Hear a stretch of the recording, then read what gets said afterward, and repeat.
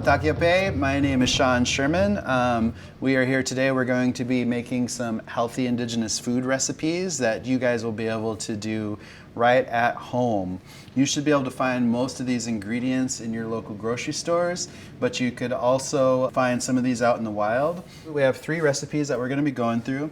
We're going to be making a very simple tea out of all of this, which is just going to be a maple and conifer tea that you can drink hot or iced. We're also going to be making a dish utilizing bison, and we're just going to be letting it slow cook until it's really fall apart, almost like a pot roast. And then we're also going to be cooking off one of these. This is a Lakota squash. This will be a really fun one to utilize. And other than that, I think we should probably just get cooking. This next dish, again, is a very simple one that you can do at home. Because all we're doing is just taking a pot of water, and we're just gonna throw some of this stuff in. So this is some of the blue spruce. It smells like a spruce tree. And this pine, and there's still some sap on here. It's a little sticky even. Just like the whole branch, it's fine. Just throw it all in there. And then we're also going to be throwing in white cedar, which is really my favorite. Not only can you use this for a tea, but you can also use this to cook in. So maybe you're poaching something, or maybe you're using this liquid to cook down some meat in. Basically, that's all we're going to do is just throw this stuff in here, turn it on, put it on the stove, turn it on to a simmer, and just let it go for probably like 40 minutes. It's just going to be really simple. So let's check out this tea. I'm just going to take a little bit of, again, pure maple, and then we're just going to dip in and get some tea.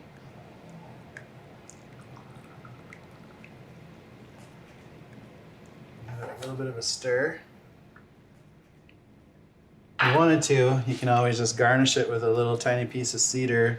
And the same thing, if you wanted to do ice, you could let it obviously cool at room temperature, or you could just pour it right over some ice right there. And that's going to melt that ice really quickly.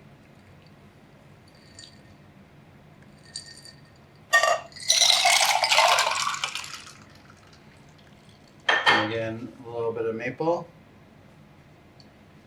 Not much more than a tablespoon. You don't need a lot of sweetener. It's not like a soda that has 28 grams of sugar or something like that. You just need a little bit just to open it up. Stir this just a little bit. As you can see, that color is just so good, so refreshing. First, we're going to start with the cedar braised bison dish, and we're basically going to make this like a pot roast. I'm just going to put this big chunk of meat, but I'm just going to put this right in the pot. I'm going to get a little bit of salt and sprinkle it directly on the meat. I'm going to use a little bit of sumac also for seasoning.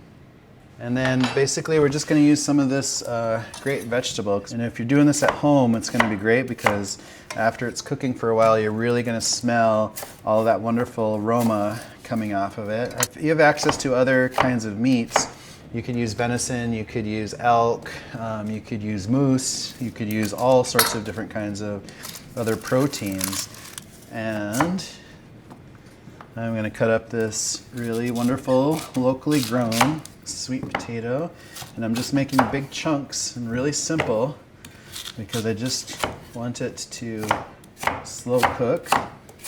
And it's just going to be a wonderful, basically one pot dish that you'll be able to enjoy for most of your whole family.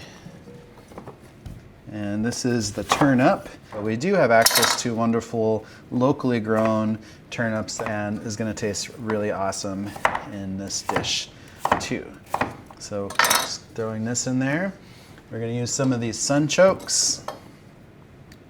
And these guys just have such a cool shape. You know, I just love keeping them simple and just cutting them up so you can see some of that cool shape when it's just these big chunks. It's just a really fun piece to use. But again, we'll just break it down so it's just nice pieces that will look good on the plate. And then I am going to use a little bit of the cedar, since this is Cedar Braised Bison. This is pure maple that's grown here in Minnesota.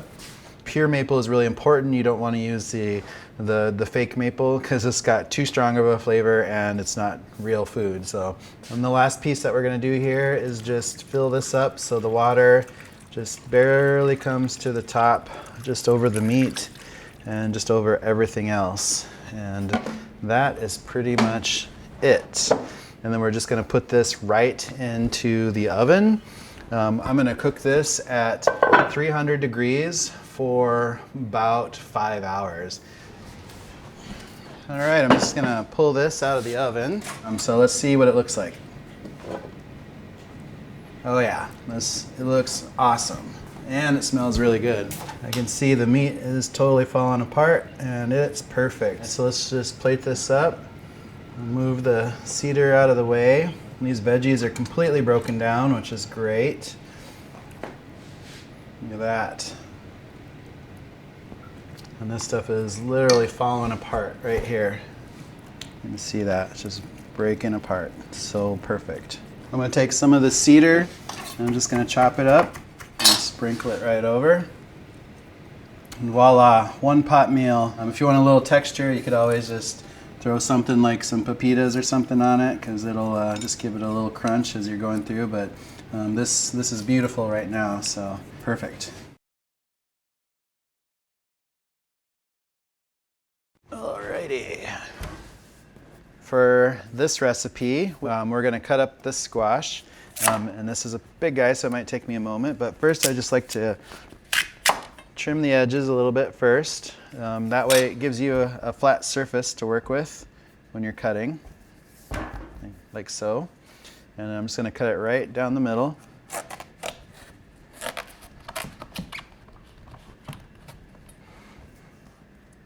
You want to be very careful when you're cutting these open because they're extremely large. And you can see like how awesome this is, and see all these seeds. Like you can save them to put them in your own gardens at home. So it's just really simple to cut that out. And then all we're going to do is just take this squash after it's nice and just using a spoon and just scraping it just a little bit. We're just going to cut this into pieces to roast. So I'm going to start by cutting it in half again, this way. And one more time, quartering it. And then I'm just going to make nice kind of quarter moons basically out of this whole squash. And they don't need to be too thick, but you don't want them to be too thin either. Just going to finish this off. Okay. All right, so then all I'm going to do is going to take a sheet pan here, and I'm just going to layer them out. It's very simple like. And it's okay if they stack up just a tiny bit, but you want it to be mostly single layered if you can. And we're going to use a little bit of, since we have this sunflower oil here, just going to drizzle a little bit right on top of the squash. I'm going to add a little bit of salt, just a tiny bit.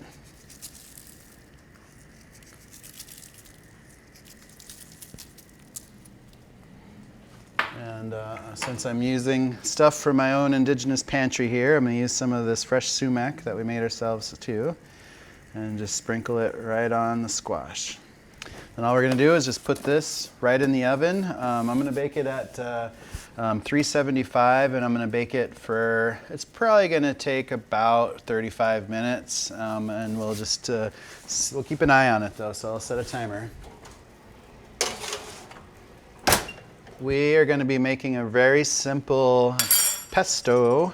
I'm just going to take, let's just say, we'll have these recipes written out, but we'll say it's about a quarter cup of sunflower seed, maybe about the same for pumpkin seed. I'm going to use a little bit of this hemp seed, which you, if you don't have access to hemp seed, you don't really need it. It's just that this is going to add a little bit of extra nutrition and really healthy oils to this recipe. because it's kind of fun to think about cooking without waste. We have these little scraps from the squash that we just did, and I'm gonna throw those right in there too. So I'm just gonna give them a rough chop because they're gonna get all blended up. We have all this pulp that can go in there too. Because it's really important to think about like just trying to find a use for everything, you know, because our indigenous communities and our ancestors had to be extremely resourceful in life, you know. Our indigenous ancestors didn't have the privilege to be wasteful, and they had thousands of generations to teach them what to do with stuff. So instead of throwing things away that have flavor and nutrition and are fresh, why not use them right away? And if you don't have access to a food processor, you could use a blender, but food processors are pretty easy to come by. They're not too expensive, and I see them all the time at thrift stores even. So the only thing I'm wasting here basically is these two little pieces. That's the only part of the squash that's not going to get used for something. All right, so then what I want to do is puree this up really good first. We want to break up all those seeds, and I'm going to add a little bit of oil to this, and it's probably going to be, again, about 1/4 cup, but like I said, we'll have these recipes written down for you to refer to. And then I am just going to, and we're just going to make a really nice paste out of this. So think of it like making like almost like it's almost like peanut butter, but you're using sunflower seeds mostly and the pumpkin seeds, and you're kind of just making a really loose paste. So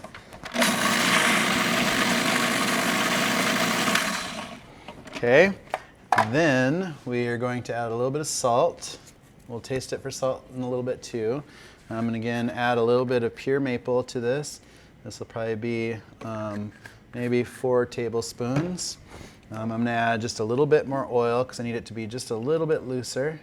And then all we're going to do is add some of these fresh greens to this. So I'm just going to rough chop some of this kale, pop that in there. And I've got some of this dandelion. And I'm not too worried about the stems because it's all going to get pureed into a sauce. And we're just going to throw that in there too. Real simple like. And just a little bit more kale.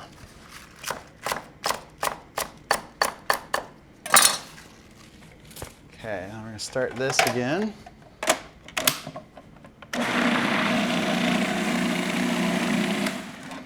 Then we're just going to give it a little bit of a taste for salt.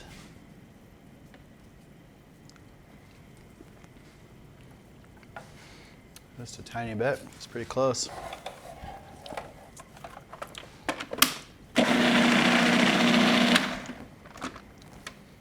And voila. If you look at this, it looks just like a regular pesto, basically. This is such a versatile dish. If you wanted to loosen this up with some more oil and maybe add a little bit more agave to it or maple syrup or something, you could basically just have this wonderful dressing, you know, to dress salads. You can pour it over vegetables. You can use this as a sandwich spread. You can basically do whatever you want to. There's no rules for it. So, all right, so this is nicely roasted and beautiful. Yeah, this is perfect right now. A little bit of pesto on top also. And I'm just going to garnish with just a tiny bit of oil. A little bit of that sumac that we used on the squash. And a little bit of the pepita seeds that I'm just going to break in my hand and just kind of use this as like a garnish. And something so simple, so nutritious, and that's just really all you need.